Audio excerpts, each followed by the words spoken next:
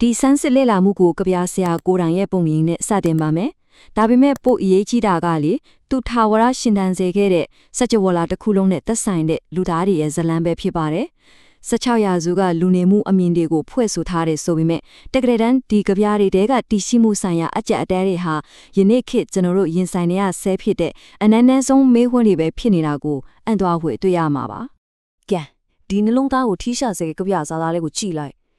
ဒါလူသားတွေတည်ရှိမှုဆိုင်ရာတိုက်ပွဲကိုအတိအကျပုံဖော်ထားတာမှာစဉ်းစားကြည့်ပါကျောင်းမဖွဲကောင်းအောင်ကုံဆုံးသွားတဲ့အချိန်ကာလရဲ့အဲ့ဒီအချိန်ကာလကိုအန်တူဝီထာဝရတည်မြဲမှုကိုအသံရှာဖွေနေရတဲ့ကျွန်တော်တို့လူသားတွေသဘောတရားပေါ့ဗျာဒီစာသားကနေစပြီးကြပြရဲ့အဓိကဇလန်းသွားကြီးကိုလမ်းခင်းပေးလိုက်တာပါအပိုင်းတဲ့နုပြိုချင်းဟူသောစိတ်ကူးရင်မှုကျွန်တော်ရဲ့ဇလန်းဟာအလုံးတော်တောင်းလာတဲ့နုပြိုချင်းကာလဆွဲအစပြုံးမှုနဲ့စတင်ပါတယ်ဒီအဖွင့်စာသားတွေမှာဆိုရင်ကြပြဖွဲ့ဆိုခံရသူကိုနုပြိုချင်းရဲ့အထွတ်ထိပ်မှာရှိနေသူဘယ်ရာကမှမဖြတ်စည်းနိုင်ဘူးလို့ခံစားရလောက်အောင်ပြည့်စုံလို့နဲ့အလားတရားလေးကိုပိုင်ဆိုင်ထားသူတူအဖြစ်တင်ပြထားပါတယ်ဒီလိုလက်ဆက်တော့ပါတဲ့အချိန်ကာလမျိုးမှာအရာရာဟာထာဝရတည်မြဲညီမယ်လို့ယုံကြည်နေတတ်ကြတာတဘာဝပဲလေလို့တယ်မလားဒါမဲ့စိတ်ဝင်စားစရာကောင်းတာကအဲ့လိုမာနတရားကိုချက်ချင်းဆိုသလိုစင်ခွန်လိုက်တာပါပဲတဘာဝတရားကပေးထားတဲ့အလားပြားကိုကိုယ့်အတွက်ချီသုံးနေသူကိုကတ်စီနေသူအကျိုးမြတ်မရှိတဲ့နေရာမှာအရင်နည်းဒီမြုပ်နေနေသူအဖြစ်တယောထားပါတယ်ပြောရရင်တော့အလားတရားဆိုတာမြတ်အဝေဖို့နဲ့နောက်တစ်ပါးကိုစက္ကန့်ဖို့ဖြစ်တယ်ဆိုတဲ့သဘောတရားကိုစက်တင်မိတ်ဆက်လိုက်တာပါပဲဒီနေရာမှာ Elizabeth တန်ခေရဲ့အသွေးခေါ်ယုံကြည်မှုတွေကိုနားလည်ဖို့အင်္ဂတန်အရေးကြီးပါတယ်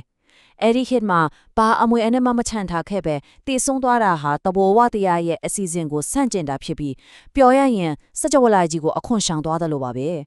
ဲတင်လျော်တဲ့ဆိုင်ရင်ရှင်တန်းတစ်ခုမှမပြနိုင်ပဲဘဝကပေးသနာထားတဲ့စီစဉ်လေးကိုလုံးဝအလဟတာဖြုံးတိပစ်လိုက်ကြလို့ယူဆကြတာကိုအပိုင်းနဲ့အချိန်ကာလရဲ့အာနာရှင်စနစ်ဒီလိုနဲ့လူငယ်ဘဝရဲ့မာနာတရားဟာရှောင်လဲလို့မရတဲ့ရန်သူတော်ကြီးဖြစ်တဲ့အချိန်ကာလနဲ့ထိတ်တရင်ဆိုင်ရပါတော့တယ်ဒီစောနက်တွေထဲမှာအချင်းကိုရိုးရှင်းတဲ့စိတ်ကိုရင်သဘောတရားတစ်ခုအနေနဲ့သဘောမထားဘူးဖြတ်အချင်းဆိုလားအလားတရားမှန်သမျှကိုလိုက်လံဖြစ်စီနေတဲ့သွေးဆနေပြီးတစင်ကိုင်းဆောင်ထားတဲ့အကြံဖက်အာနာရှင်ကြီးတူအဖြစ်လူပုဂ္ဂိုလ်တူလို့အသက်သွင်းပုံဖော်ထားတာပါအရာခက်တင်ကိုဝါမျိုးချစ်စီနိုင်စွမ်းရှိတဲ့အချင်းရဲ့ရက်ဆက်မှုကိုခွက်ကွင်းမြင်လာရတာပေါ့တင်မျိုးဖြစ်တဲ့လူသားတွေကြုံတွေ့ရမယ့်ရုပ်ပိုင်းဆိုင်ရာရုပ်ရင်းပျက်စီးမှုတွေကိုကြပြစာသားတွေကအသက်ခွင့်စွာတရုပ်ဖော်ပြထားပါတယ်။တချိန်ကဂုံယူဝင်းကျွားစရာဖြစ်ခဲ့တဲ့နုဖြိုချင်းရဲ့အဆင့်တန်းစားတွေဟာမကြခင်မှာစုပ်ပြဲနေတဲ့ပေါင်းပြင်တစ်ခုလိုတံပိုးမဲ့သွားလိမ့်မယ်လို့ပြင်းပြင်းထန်ထန်တတိပေးထားပါတယ်။ရုပ်ရည်အဆင့်ဆိုတာအချိန်ရဲ့တိုက်စားမှုအောင်မှာအသေးချာကြားရှုံးရမယ့်အရာဖြစ်ကြောင်းမိမောင်းထိုးပြထားတာပါ။စုနဲ့60ကတော့လူတက်တက်ရေရှောင်လွဲလို့မရတဲ့အစင်စံပြောင်းလဲသွားပုံကိုမြေပုံတစ်ခုလိုပြသထားပါတယ်။ငွေဖွာလာချင်းကစလို့အထွတ်ထိပ်ကိုရောက်ရှိပြီးနောက်ဆုံးမှာပျက်စီးခြင်းစီကိုတွားရတဲ့ဇလန်းပါပဲ။စဉ်းစားကြည့်လေလူသားတွေကိုအသက်ရှင်တန်ခွင့်ပေးထားတဲ့အဲ့ဒီအချိန်ကာလကပဲနောက်ဆုံးမှာလူသားတွေကိုပြန်လည်ဖျက်ဆီးပြီးအဆုံးသတ်စေတဲ့ဆိုရင်အလွန်နည်းတဲ့အမှန်တရားကိုရှင်းလင်းပြသနေတာဖြစ်ပါတယ်။အပိုင်း3ဇီဝဗေဒဆိုင်ရာကာကွယ်မှုဒီလိုကြောင်းမဝဲအမှန်တရားကြီးနဲ့ရင်ဆိုင်လာရတဲ့အခါရှင်တန်ကြံရဲ့နာမည်နီလန်းတစ်ခုကိုအသေးအတန်ရှာဖွေကြပါတော့တယ်။အဲ့ဒီလိုရှင်တန်ကြံရဲ့ဖို့ဖြေရှာတဲ့အခါမှာပထမဆုံးတွေ့ရတဲ့ဖြေရှင်းနည်းကတော့တဘာဝတရားရာရှောင်လွှဲလို့မရတဲ့မျိုးဆက်ပွားခြင်းကိစ္စပါပဲ။မနေ့ကမျက်နှာကိုကြည့်ပြီးကိုယ့်ရဲ့အလားတရားတွေကိုစက္ကန့်မဲ့နောက်ထပ်မျက်နှာတစ်ခုခုဖန်တီးဖို့တိုက်တွန်းထားတာဟာအချိန်ကိုအန်ဒူဖို့ပထမဆုံးခြေလှမ်းဖြစ်လာပါတယ်။သားသမီးရတနာထွန်းကားခြင်းအဖြစ်ကိုယ့်ရဲ့ပေါင်းစံတူအသက်ရှင်နေတဲ့မန်ကန်တစ်ချက်ကိုဖန်တီးလိုက်တာမှာပဲကိုယ့်ရဲ့ရုပ်ခန္ဓာကြီးအေးဆက်တည်ဆုံးလွှားချေမှာတော့မှကိုယ့်ရဲ့သွေးတွေနှွေးထွေးစွာစီစဉ်နေစေဆိုတာကိုမြင်တွေ့နိုင်မဲ့တစ်ခုတည်းသောနီလန်းဖြစ်ပါတယ်တကယ်ကိုမျိုးဆက်စက္ကန့်ချင်းရဲ့အလားတရားမှာပဲဗျာ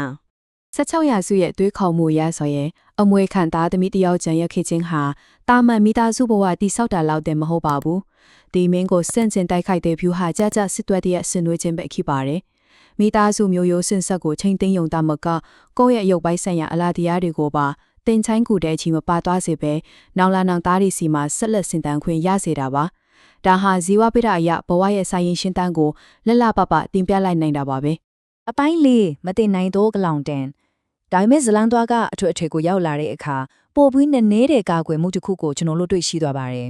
်ဒီနေရာမှာသွေးစာနေတဲ့အချိန်ကာလဆိုတဲ့အာနာရှင်ကြီးကိုတိုက်ခိုက်ဖို့ပုံမှန်မဟုတ်တဲ့လက်နက်အသစ်တစ်ခုကိုမိတ်ဆက်လိုက်ပါတယ် အဲ့ဒါကတော့အနုပညာရှင်ရဲ့ကလောင်တန်းပါပဲအချိန်ကဖြည့်ဆည်းယူဆောင်သွားသမျှကိုကလောင်တန်းနဲ့အနုပညာဖန်တီးမှုကနေတဆင့်အသက်ပြန်လဲအသက်သွင်းမယ်ဆိုတဲ့အမခတန်တီထံကိုတွေ့ရမှာပါ အခုဆိုရင်ဒီလေးလာဆန်းစစ်မှုရဲ့အထုအထစ်ထစ်တဲ့မတိမ်နိုင်ချင်းအမျိုးအစားနှစ်ခုကိုနိုင်ရှင်ချက်စီရောက်တာပါပြီ။တွေးသားအဖြစ်မျိုးဆက်ဆက်ခံခြင်းဆိုတာအခြေမရွေးပျက်စီးနိုင်တဲ့ရုပ်ခန္ဓာပေါ်မှာအခြေခံထားတဲ့အတွက်အလုံးမဲ့ပျက်စီးလွယ်ပါတယ်။ဒါပေမဲ့အနုပညာဆိုတဲ့စာပေအမွေအနှစ်ကတော့ဘယ်တော့မှမကြိုးပဲပျက်စီးနိုင်တဲ့အထိမ်းအမှတ်အဆောက်အုံကြီးတစ်ခုလိုပါပဲ။လူသားတွေစာဖက်နေနိုင်တဲ့မြကာလပတ်လုံးအဲ့ဒီကဗျာစာသားတွေကတဆင့်ထာဝစဉ်အသက်ရှင်နေမှာဖြစ်ပါတယ်။ ဆိုနစ်ရှိရှိဟာဆိုရဲ့အောင်ပွဲခံလိုက်တဲ့ရဲရင်နဲ့အကြီးညာချက်တစ်ခုပါပဲအရင်ကအချင်းကိုကြောက်ရွံ့နေခဲ့ရကနေအခုတော့ပကတိယုံကြည်မှုအဖြစ်နဲ့ရဲရဲဝမ်းဝမ်းစင်ခေါ်လိုက်နိုင်ပါပြီတဘာဝရဲ့ຫນွေရာဒီနေ့ရက်ဒီဟာအလွန်တိုတောင်းလာပေမဲ့ကြပြစာသားတွေကတော့ထာဝရတည်မြဲနိုင်စွမ်းရှိတယ်ဆိုတာကိုသိမြင်သွားပါတယ်အနုပညာရဲ့စွမ်းအားနဲ့အတူအချင်းကိုအနိုင်ယူနိုင်ကြောင်းယုံကြည်မှုအဖြစ်နဲ့ဖွဲ့ဆိုထားတာဖြစ်ပါတယ်နောက်ဆုံးမှာတော့ကပြဖွဲ့ဆိုခံရသူရဲ့နုပြိုချင်းအလားတရားဟာမင်းရင်နဲ့ရေးချယ်ထားတဲ့ကပြဇာသားတွေကြားထဲမှာထာဝရခဲမွေးသွားပြီးအသက်ဝင်ကျန်းရေးဖဲပါတယ်။ဒါဟာအချင်းကာလရဲ့တန်ဆင်းကိုအပြည့်အဝအန်တူးနိုင်လိုက်တာပါပဲ။ရုပ်ခန္ဓာတွေပြည့်စည်သွားရင်တော့မှအနုပညာကတစ်စစ်နုပြိုမှုနဲ့ချစ်ချင်းမိတ္တရာကိုအမြဲတမ်းရှင်သန်နေစေမှာဖြစ်ပါတယ်။ဘလောက်လှပါလိုက်တဲ့အကျွေးခေါ်လဲဗျာ။ ရှေ့စပီးယားရဲ့ဒီကဗျာတွေဟာခေတ်အဆက်ဆက်ကလူသားအတိုင်းအတွက်ကြီးမားတဲ့မိခွန်းတစ်ခုကိုခြံရစ်ထည့်ပါတယ်။ဖြက်စီးတတ်တဲ့အချိန်ကာလရဲ့ရန်ကနေလွတ်ကင်းဖို့မိမိဘဝရဲ့တည်မြဲတဲ့အမွေအနှစ်ကိုဘယ်လိုတည်ဆောက်ကြမလဲ။သွေးသားအခေမျိုးဆက်သစ်တွေဖန်တီးမလား။ဒါမှမဟုတ်မတင်နိုင်တဲ့အမှုပညာနဲ့လုပ်ရက်တွေကိုခြံထားခဲ့မလား။ဒါဟာကျွန်တော်တို့ကိုယ်တိုင်ရဲ့ဘဝမှတ်တမ်းကိုဘယ်လိုရေးဆွဲမလဲဆိုတာတွေးတော့စရာပဲဖြစ်ပါတယ်။ဒီကနေ့ကျွန်တော်တို့ရဲ့လိလာသုံးသပ်မှုအစီအစဉ်ကိုအဆုံးထိအတူတကွကြည့်ရှုပေးတဲ့အတွက်ကျေးဇူးတင်ပါတယ်။နောက်ထပ်စိတ်ဝင်စားစရာအစီအစဉ်ဒီမှာကြိုင်တွေ့ကြတာပေါ့ဗျာ။